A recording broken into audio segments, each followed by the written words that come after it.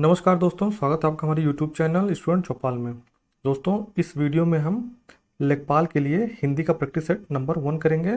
तो जो भी स्टूडेंट लेखपाल परीक्षा की तैयारी कर रहे हैं सभी लोग चैनल को सब्सक्राइब कर लीजिए, क्योंकि आने वाले 3-4 दिनों में मैं हिंदी के जो सबसे महत्वपूर्ण टॉपिक होते हैं जैसे विलोम, तद्भव, तत्सम, पर्यायवाची के जो पिछले कई एग्जामों में UP triple S C commission के द्वारा लगातार जो पूछा गया है, बस मैं उन्हीं सब क्वेश्चन को आपको लाके दे दूंगा, उसको सॉल्व करा दूंगा, ताकि आप बस उसको रिवाइज करके जाएंगे तो जो कठिन सवाल होंगे उसको आप गलत नहीं करेंगे। तो सबसे रिक्वेस्ट है कि चैनल को सब्सक्राइब कर दीजिए। और ये जो प्रैक्टिस सेट मैं सॉल्व कर रहा हूँ ये घटना चक्र का प्रैक्टिस सेट है, जिसमें क्वेश्चन आप देखेंगे बहुत अच्छे अच्छे क्वेश्चन है। और अगर आप कमेंट करेंगे तो चक्षु प्रकाशन का भी मैं प्रैक्टिस सेट सॉल्व करा दूंगा, जो इस समय मार्केट में नंबर 1 चल रहा है। तो बस आपको क्या करना है कि वीडियो को पूरा देखना है, और अगर वीडियो पसंद आता तो वीडियो को लाइक कर दीजिएगा और कमेंट करके बताइए कि चक्षु प्रकाशन का प्रैक्टिस सेट आपको सॉल्व कराना है या नहीं कराना है। तो चलिए आज का वीडियो शुरू करते हैं। दोस्तों, पहला क्वेश्चन है कि चक्रपाणी, चंद्रभाल, सुलोचना में क्रमशः समास है। तो आपको बताना है कि कर्मधारय समास है, द्वंद्व या तत्पुरुष, सभी संप्रदान तत्पुरुष हैं, या सभी बहुब्रीहि हैं, तत्पुरुष, कर्मधार, द्वंद्व है।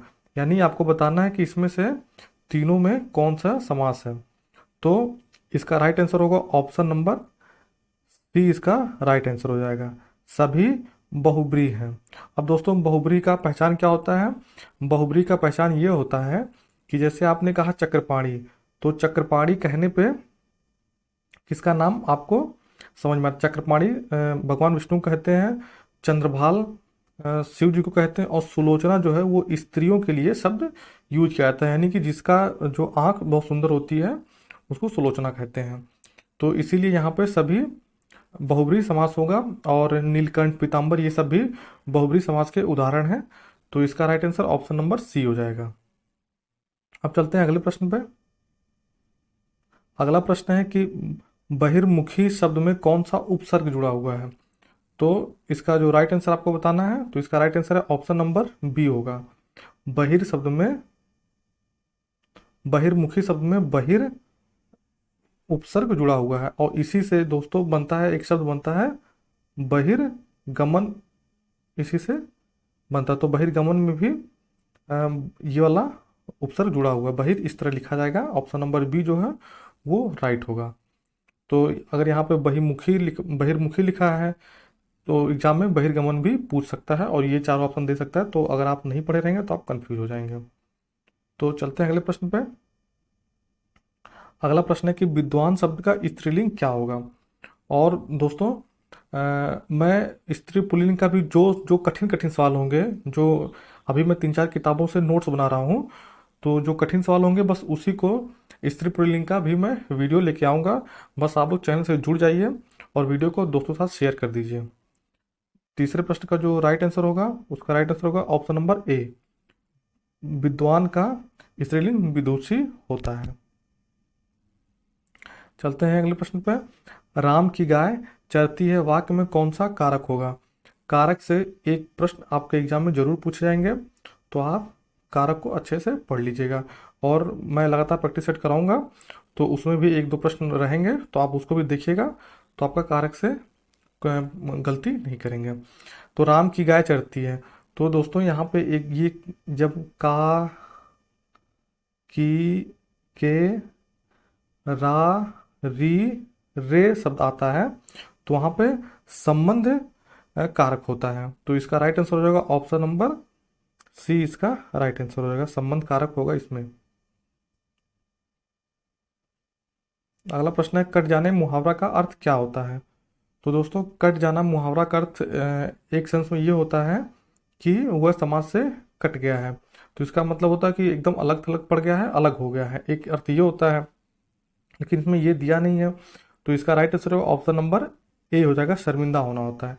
जैसे उसने उसको बहुत अच्छे से जवाब दिया कि उसका चेहरा एकदम कट गया है, तो इसका मतलब ये होगा कि उसने उसको अच्छे से जवाब, यानी कि मुंहतोड़ जवाब दिया, और उसका चेहरा एकदम उसको वो कट गया, यानी कि वो बहुत शर्मिंदा हो गया। तो इसका right answer option number A हो जाएगा। 5वें का right answer option number A हो जाएगा, शर्मिंदा होना। चलते हैं अगले प्रश्न पे। कौन सा शब्द असुर का पर्यायवाची नहीं है? तो असुर का पर्यायवाची नहीं है, इसका राइट आंसर हो जाएगा ऑप्शन नंबर सी, इसका राइट आंसर हो जाएगा। धूमकेतु जो होता है वो आग का पर्यायवाची होता है, आग का पर्यायवाची होता है। और यतुधान, सुरारी, तमीचर, ये सब जो होते हैं ये सब असुर के पर्यायवाची होते हैं।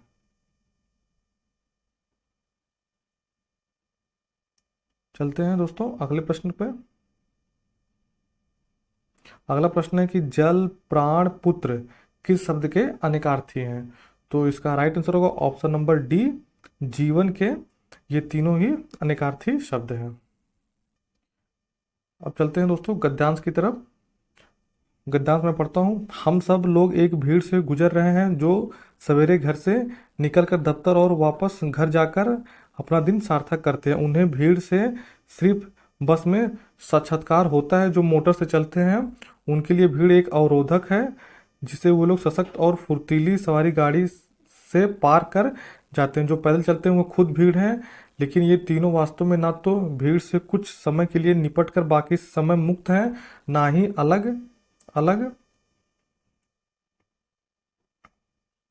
रास्तों के कारण भीड़ के अंदर कम या ज्यादा फंसे हुए हैं। ये सब बिल्कुल एक ही तरह से और हर समय पूरी तौर से भीड़ में फंस चुके हैं, जिसे सिर्फ इतना ही जानते हैं कि जिसे सिर्फ इतना है कि ये जानते नहीं है, यह तो बिल्कुल नहीं जानते कि जिसके पास सत्ता है वह राज्य की हो या संगठित उद्योग की हो, वह इस्त, भीड़ का इस्तेमाल भीड़ में फंसे प्रत्येक व्यक्ति के विरुद्ध करता है। वस्तु जब हम वस्तु जब तक भीड़ को भीड़ में अपनी शक्ल नहीं दिखाई देती, वह भीड़ में ही फंसा रहेगा। तो इसमें दोस्तों दो क्वेश्चन पूछे गए हैं, इस गद्यांश को पढ़ के आपको राइट आंसर करने हैं। तो पहला प्रश्न है कि उपयुक्त गद्यांश का सही शीर्षक क्या है? तो इसका दोस्तों सही शीर्षक होगा, इस गद्यांश को पढ़ने के बाद जो सबसे उचित शीर्षक लगा है उसका वो है भीड़ की शक्ल। ये ऑप्शन नंबर सी इसका सही होगा। अगला प्रश्न है, 10वां नंबर है कि भीड़ से मुक्ति का उपाय क्या है?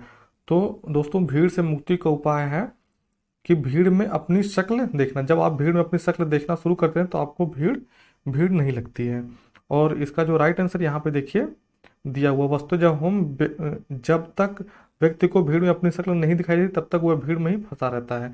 यानी जब अगर शक्ल नहीं दिखाई देती तो आपको भीड़ लगे कि आप भीड़ में फंस गए, लेकिन जब आपको अपनी शक्ल भीड़ में दिखाई देनी शुरू हो जाएगी तो आपको मजा आने लगता है और आपको ये नहीं लगता कि आप भीड़ में फंसे हुए हैं। अगले प्रश्न पे चलते हैं। प्रश्न नंबर 11 बहुत ही अच्छा प्रश्न है और इम्पॉर्टेंट प्रश्न है ये, बहुत अच्छा प्रश्न है। निम्नलिखित वाक्य और वाक्यांश में त्रुटि की पहचान कीजिए तथा कोई त्रुटि न होने पर विकल्प डी का चयन करना है। अब आपको बताना है कि यहाँ पे वाक्य दिया कि हमारी सौभाग्यवती कन्या का विवाह होने जा रहा है। इसको आपको कमेंट करके बताना है कि इस चारों ऑप्शन में से कौन सा सही है, और जो पहले कमेंट करेगा उसका कमेंट मैं पिन कर दूंगा, और जब अगला वीडियो बनाऊंगा उसमें उस कमेंट को मैं बताऊंगा, उनका नाम भी लूंगा। तो इसका आप लोग कमेंट करके सही जवाब दीजिएगा। निम्नलिखित शब्दों में शुद्ध शब्द का चयन कीजिए। आपको बताना है इसमें शुद्ध शब्द कौन सा है। तो क्या अमावस्या सही लिखा है? तो नहीं, अमावस्या लिखा जाता है, इसमें छोटा सा रहता है, अमावस्या में छोटा सा रहेगा। परिशिष्ट में टा रहता है, ठा नहीं रहता है, परिशिष्ट होता है। ठीक। और स्वास्थ्य में आपको पता होगा आधा था आधा या होता है, ये सही लिखा जाता है। तो यानी कि आपका जो राइट आंसर होगा ऑप्शन नंबर सी आपका राइट आंसर होगा, घनिष्ठ इसी तरह से लिखा जाएगा।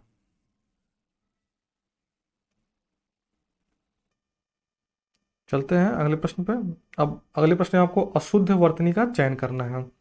तो अशुद्ध वर्तनी का चयन स्वयंभू सही लिखा हुआ है, स्वच्छंद सही लिखा हुआ, कीर्तिमान सही लिखा हुआ, यानी कि आपका जो राइट आंसर होगा ऑप्शन नंबर डी हो जाएगा, किराया। तो किराया आपको पता है कैसे लिखते हैं, काफी छोटी ई की मात्रा किराया लिखते हैं। ठीक, ये सही होगा। प्रश्न नंबर 14 है कि शब्द दिया हुआ और विलोम, तो आपको बताना है कि कौन सा सुमेलित नहीं है। यह अनुराग का विराग सही है, अमर का मृत्य सही है, अर्वाचीन का प्राचीन ये भी सही है, अमीर का समृद्धि ये गलत हो जाएगा। अमीर का क्या होगा? गरीब होगा। चलते हैं अगले प्रश्न पे। क्वेश्चन नंबर 15, ऐहिक शब्द का विलोम क्या होगा? तो दोस्तों ऐहिक का जो विलोम होगा वो पारलौकिक होता है, परलौकिक नहीं पारलौकिक होता है। जिस पुरुष की पत्नी मर चुकी हो, वाक्यांश के लिए एक शब्द क्या होगा? तो आपको विधवा का पता होगा कि जिसका पति मर जाता है, पति मर जाता है। और विधुर का क्या होता है? पत्नी मर जाती है। ठीक, तो इसका right answer option number B हो जाएगा। जिस पुरुष की पत्नी मर गई हो तो वो विधुर होता है। और बी पत्नी जो होता है जो पत्नी के साथ ना रह रहा हो। और विरक्त का आप लोग जानते होंगे, जिसको मतलब जो अलग अलग थलग पड़ जाता है, जिसको किसी चीज़ से विरक्ति हो जाती है, कहते हैं जिसको अनुराग नहीं रह जाता उसे विरक्ति कहते हैं। तो इसका राइट आंसर होगा ऑप्शन नंबर बी, विधुर इसका राइट आंसर होगा। जमाई का तत्सम शब्द होगा।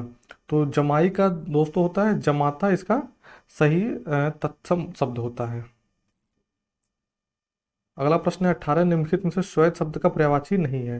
तो श्वेत शब्द का पर्यायवाची नहीं है, शुक्ल होता है, सफेद होता है, धवल होता है, यानी कि क्षिप्र इसका पर्यायवाची नहीं है। तो इसका right answer option number D हो जाएगा। इसका right answer option number D हो जाएगा। और आपको बताना है कि नवोढ़ा में कौन सी संधि प्रयोग की गई है। तो नवोढ़ा में आपको बताना है कि कौन संधि है। तो नवोढ़ा में देखिए व्यंजन संधि नहीं है, दीर्घ संधि, गुण संधि इसका सही आंसर है। इसका मैं संधि विच्छेद आपको करके बता देता हूँ कि इसमें नव प्लस ऊढ़ा इसका संधि विच्छेद होगा।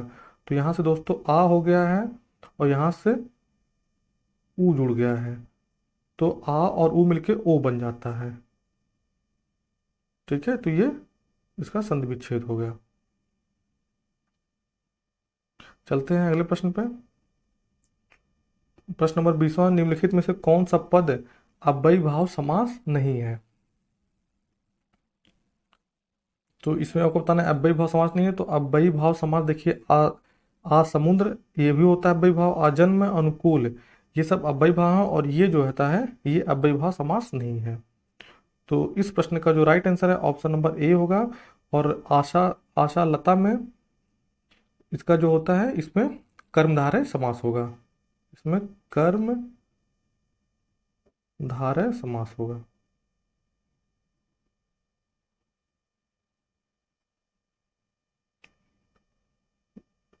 प्रश्न नंबर 21 है, निम्नलिखित में से उत उपसर्ग का अर्थ नहीं है।